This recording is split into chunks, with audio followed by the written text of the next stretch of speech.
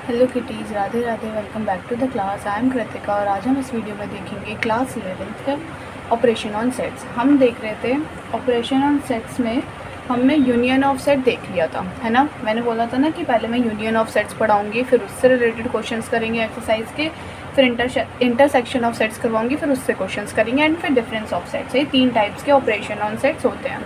तो हमने फर्स्ट पढ़ लिया था अपना ऑपरेशन ऑन सेट। अब आज हम देखेंगे अपना इंटरसेक्शन ऑफ सेट, जिसका मैंने थोड़ा इंट्रोडक्शन दे दिया था लास्ट क्लास में, थोड़ा सा बताया था कि जो कॉमन पार्ट होता है उसको बोलते हैं इंटरसेक्शन ऑफ सेट्स, और हमने इसका सिंबल भी देख लिया था। अब पढ़ते हैं हम इंटरसेक्शन ऑफ सेट्स। ये तो इसका सिंबल है, क्या यूनियन ऑफ सेट्स का था ऐसे, बट इंटरसेक्शन ऑफ सेट्स का कैसे है, उल्टा यू। नेक्स्ट एग्जाम्पल देखते हैं। अगर हमारा कोई एक ए सेट है जिसमें 1 2 3 4 ये 4 एलिमेंट्स हैं, कोई बी सेट है उसमें कौन सा एलिमेंट है 3 4 5 6। अब देखो इसमें कॉमन क्या है, 1 2 3 4, यहाँ पर भी 3 4 आ रहा है एंड यहाँ पर भी 3 4 आ रहा है, दोनों में 3 एंड 4 आ रहे हैं। इसका मतलब 3 और 4 दोनों में कॉमन है। तो बस ए इंटरसेक्शन बी क्या हो जाएगा। इंटरसेक्शन का मतलब अगर हम अपनी कॉमन लैंग्वेज में, एक नॉर्मल लैंग्वेज में, ऑर्डिनरी लैंग्वेज में बात करेंगे तो इंटरसेक्शन का एक और मतलब होता है, वो क्या होता है, कॉमन।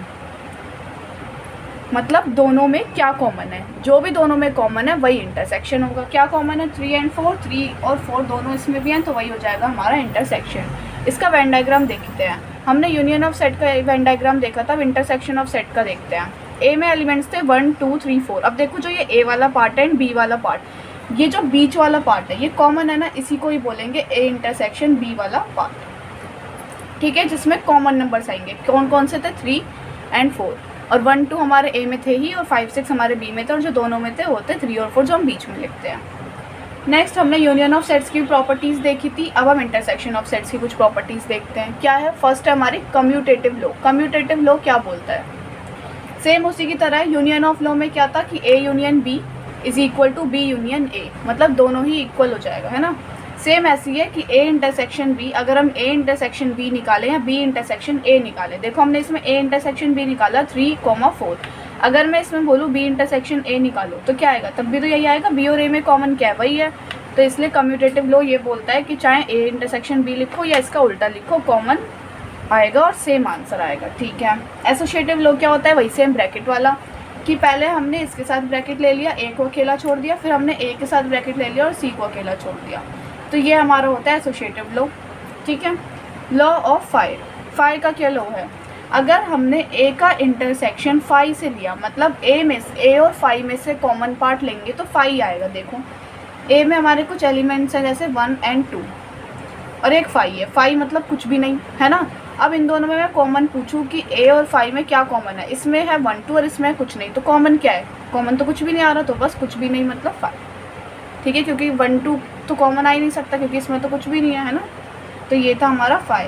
आइडेंटिपोटेंट लॉ क्या बोलता है कि ए का इंटरसेक्शन ए के साथ लेंगे तो ए ही आएगा। देखो ए हमने लिया था जैसे 1 2, अब इस ए का इंटरसेक्शन ए के साथ ही लूँ, 1 2 को 1 2 के साथ ही कॉमन लूँगी तो क्या आएगा, 1 2 ही तो आएगा, और वो क्या है हमारा ए है।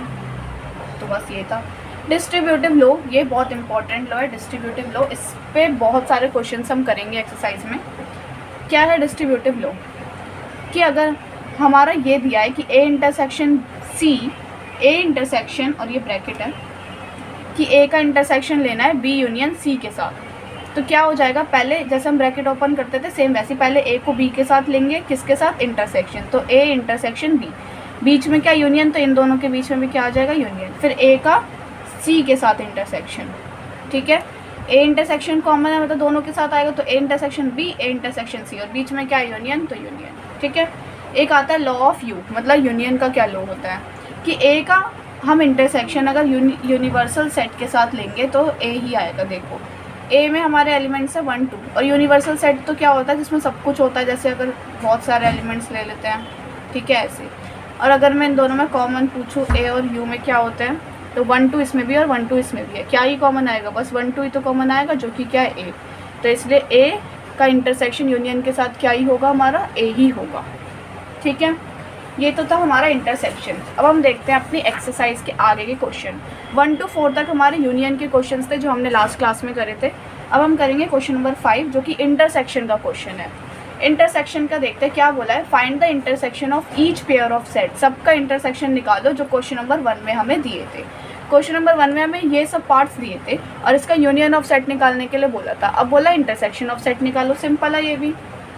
एक्स का इंटरसेक्शन वाई के साथ निकालेंगे, मतलब एक्स और वाई में कॉमन क्या है, 1 दोनों में है तो 1 हो गया एक, और क्या है 3 दोनों में है, बिल्कुल 5 नहीं 2 नहीं, तो यही आ गया हमारा इंटरसेक्शन जो दोनों में हो। सेम ऐसी ए इंटरसेक्शन बी निकालेंगे, देखो क्या है ए दोनों में है, ठीक है, और क्या क्या है दोनों में, बी और सी तो है ही नहीं, तो बस ए ही हो गया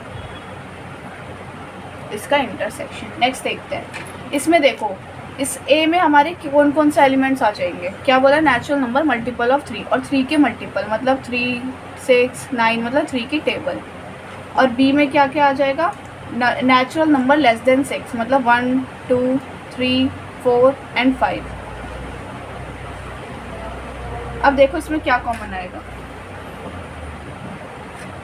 क्या कॉमन आ रहा है, 3 है बस, और तो कुछ कॉमन ही नहीं है, तो बस क्या हो जाएगा 3। अब नेक्स्ट पार्ट देखते हैं, फोर्थ पार्ट क्या बोला है, एक्स इज नेचुरल नंबर, तो ए में क्या क्या आएंगे, नेचुरल नंबर्स आएंगे जो कि 1 से 6 तक है। देखो 1 इंक्लूड नहीं है तो 1 तो लिखेंगे नहीं, 2 से लिखेंगे, 2 3 4 5 और 6 इंक्लूड है इसलिए 6।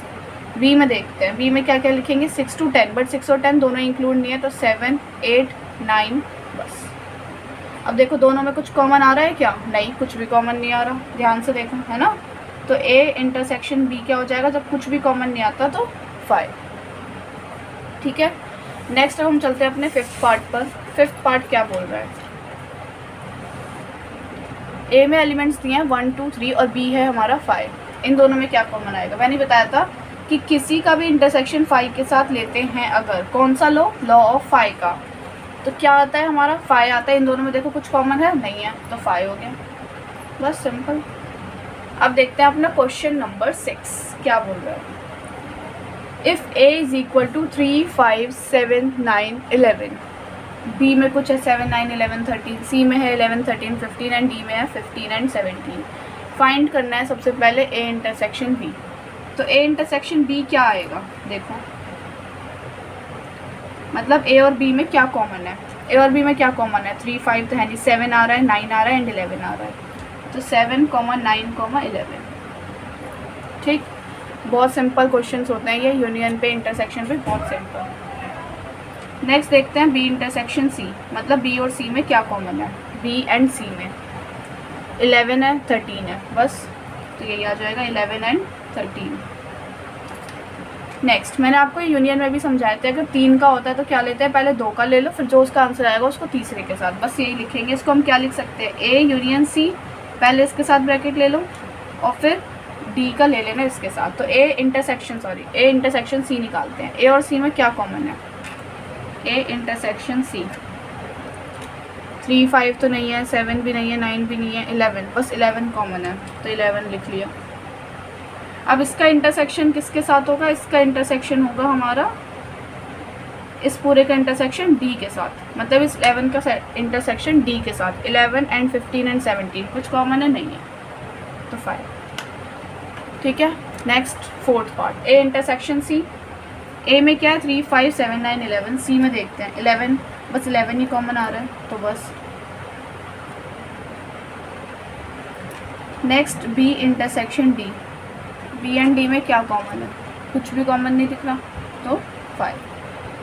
अब सबसे पहले क्या बी यूनियन सी निकालेंगे, देखो क्या बोला है इसमें, बी यूनियन सी, पहले ब्रैकेट सॉल्व होता है ना, तो बी यूनियन सी मतलब दोनों को कंबाइंड, यूनियन मतलब कंबाइंड और इंटरसेक्शन मतलब कॉमन, तो 7 9 11 13 और इधर 11 13 तो कॉमन ही था तो 15 बच गया, बस 15, ठीक है। अब इसका इंटरसेक्शन हमें किसके साथ लेना है, ए के साथ इसका इंटरसेक्शन लेना है, और ए में कौन कौन से एलिमेंट है हमारे 3 5 7 9 11, और इन दोनों का हमें क्या लेना है, इंटरसेक्शन। तो देखो इसका और इसका इंटरसेक्शन लेना है तो लेंगे, इन दोनों में क्या कॉमन है, 7 है, हाँ तो 7 हो गया, 9 भी है 11 भी है, तो बस यही हमारा हो गया आंसर। ओहो आपको दिख नहीं रहा था, सॉरी। क्या बोला मैंने, बी यूनियन सी ये रहा, ए में ये एलिमेंट्स थे, अब इन दोनों में इंटरसेक्शन निकालना है, मतलब इन दोनों का कॉमन, इन दोनों में क्या क्या कॉमन आ रहा है, 7, 9 एंड 11। ठीक है, ये था हमारा 6th पार्ट। देखते हैं अब नेक्स्ट पार्ट क्या बोला है। 7th पार्ट में ए इंटरसेक्शन डी निकालना है। तो मैंने वही पहले सारे एलिमेंट्स इस पेज पर भी लिख दिए जो आपके लिए ईजी हो। ए इंटरसेक्शन डी निकालेंगे। ए और डी में क्या कॉमन है, देखो 3, 5, 7, 9, 11, 15, 17 कुछ भी कॉमन नहीं है तो 5 आ गया। सेम ऐसे पहले ब्रैकेट सॉल्व करेंगे, बी यूनियन डी।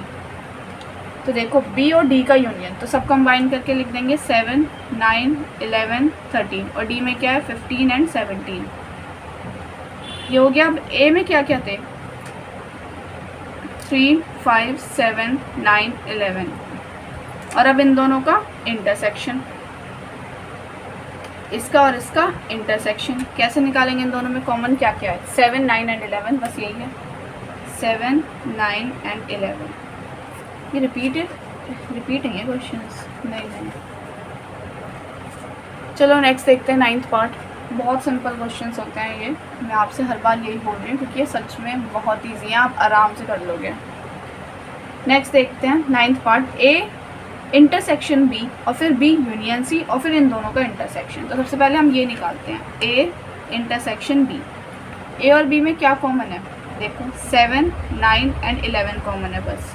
अब क्या निकालेंगे, बी यूनियन सी, मतलब बी और सी को कंबाइंड, 7, 9, 11, 13 एंड 15 और अब इन दोनों में कॉमन, इसका और इसका कॉमन।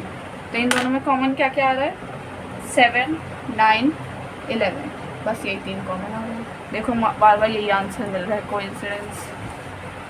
नेक्स्ट 10th पार्ट देखते हैं, A union D B union C का इंटरसेक्शन। ए यूनियन डी निकालते हैं सबसे पहले। ए और डी को कंबाइन करेंगे तो क्या आएगा, 3, 5, 7, 9, 11 और डी का 15 एंड 17। अब बी यूनियन सी लेते हैं। बी यूनियन सी में क्या क्या आ जाएंगे, 7, 9, 11, 13 और सी में क्या क्या है, 11, 13 और 15। अब इन दोनों का इंटरसेक्शन, इसका और इसका इंटरसेक्शन, तो ले लेंगे। इन दोनों में क्या कॉमन आ रहा है, 7 आ रहा है, 9 आ रहा है, 11 आ रहा है, बस और तो कुछ नहीं आ रहा है ना, 15 भी आ रहा है, सॉरी 15 भी आ रहा है, 7, 9, 11, 15, बस ये हो गया इसका आंसर। क्लियर है, कोई डाउट तो नहीं है। यही था हमारा क्वेश्चन नंबर 5 एंड 6। बहुत सिंपल थे, एक बार आप प्रैक्टिस करना, बहुत अच्छे से क्लियर हो जाएंगे। क्वेश्चन नंबर 7 भी हमारा इंटरसेक्शन पे है, थोड़ा सा बड़े पार्ट है, मतलब उसमें भी बहुत सारे पार्ट्स हैं, उसको मैं नेक्स्ट वीडियो में समझाऊंगी, जिससे ये वीडियो ज़्यादा बड़ी ना हो जाए और आप बोर ना हो जाओ और आपको कोई दिक्कत ना हो पढ़ाई करने में। तो इसलिए उसका मैं एक अलग वीडियो बना दूँगी, ठीक है, उस नेक्स्ट क्वेश्चन का। फिर हम पढ़ेंगे, एक डिसजॉइंट सेट्स पढ़ाने हैं और फिर डिफरेंस ऑफ सेट्स पढ़ाने हैं, तो वो हम नेक्स्ट वीडियो में करेंगे विद क्वेश्चन नंबर 7 के, ठीक है, क्वेश्चन नंबर 7 के साथ, ठीक है।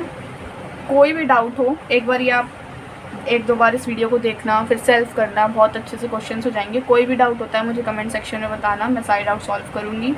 और बस ऐसे मेरे साथ पढ़ते रहिए, लाइक कीजिए, सब्सक्राइब कीजिए, अपने क्लासमेट्स के साथ शेयर कीजिए और मिलते हैं अपनी नेक्स्ट वीडियो में। राधे राधे।